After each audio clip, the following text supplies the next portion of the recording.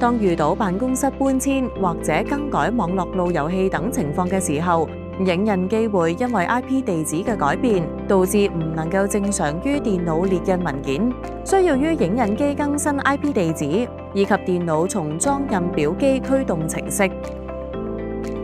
首先需要變更影印機嘅 IP 地址，先到影印機主畫面，於工作列點按彈出視窗並選擇系統選單，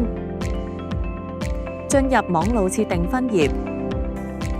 點按有線網路設定，輸入有管理員權限嘅使用者名稱與密碼，預設名稱為 admin， 預設密碼為機身序號，否則同樣輸入 admin， 需要依照大小楷輸入。完成之後按登入，點按 IPv4 設定，進入之後點選並更新相應嘅 IP 地址資料。詳情請諮詢你嘅公司內部 IT 網路管理員。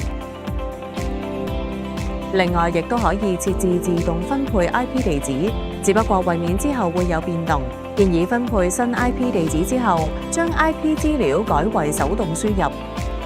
只需要開啟 Auto IP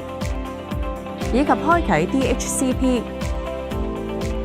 設置之後 ，IP 資料會於連接路由器自動分配。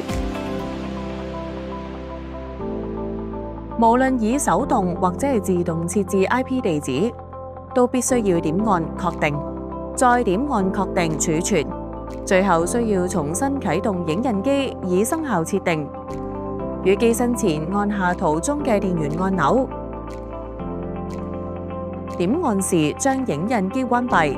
然後可以再次啟動設備，以及重裝驅動程式。驅動程式嘅安裝方法可參考有關影片。